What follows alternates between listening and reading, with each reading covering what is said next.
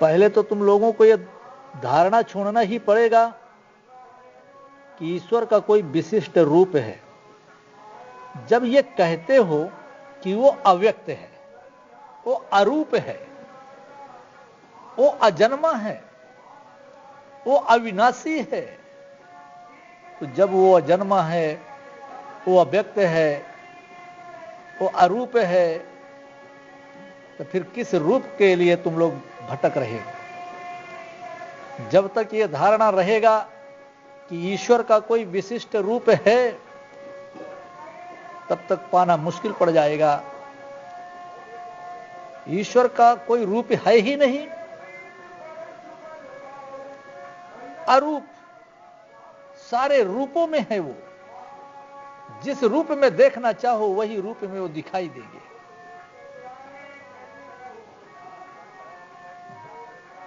बड़े बड़े ऋषि जो तप करते हैं, इसको जब पाते हैं तो व्यक्त नहीं कर पाते हैं। गूंगा को यदि तू गुड़ खिलाएगा, उससे स्वाद पूछेगा, तो जिस प्रकार से गूंगा गुड़ खाने का स्वाद नहीं बता सकता है, उसी प्रकार से जो पाता है वो व्यक्त नहीं कर पाता है। और जो कहता है मैं ईश्वर को पाया हूं, वो झूठ बोलता है।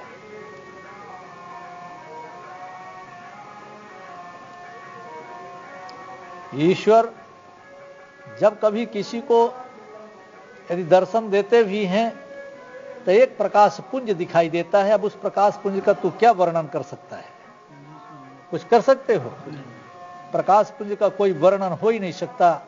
और कोई चाहे भी कि हम तुमको प्रकाश पुंज दिखा देंगे तो झूठ बोलता है, या कोई मंत्र के माध्यम से दिखा देंगे तो भी झूठ बोलता है।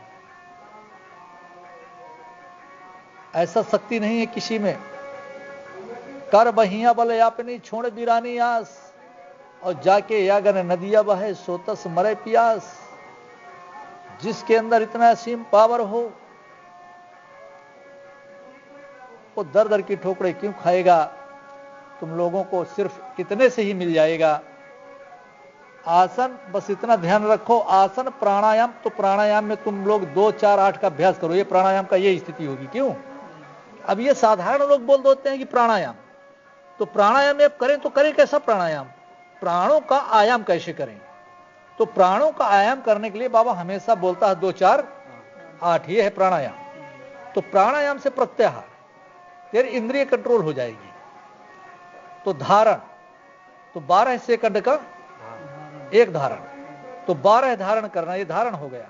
जब तू ये धारण करना शुरू करेगा तब ध्यान, और ध्यान के बाद चला गया कहां तू? समाधि में। धारण, ध्यान, समाधि, इसके अलावा कुछ नहीं। अब ये क्रिया यदि कोई नहीं करता है और बोले कि हम तेरे को सृजन करके तेरे को दिखा सकते हैं, तो झूठ बोलता है। ये सृजनात्मक नहीं है, ये क्रियात्मक है, जो क्रियाओं को क्रियान्वित करेगा। जैसे एक चित्रकार चित्रकारिता का सृजन करता है नहीं करता? करता है।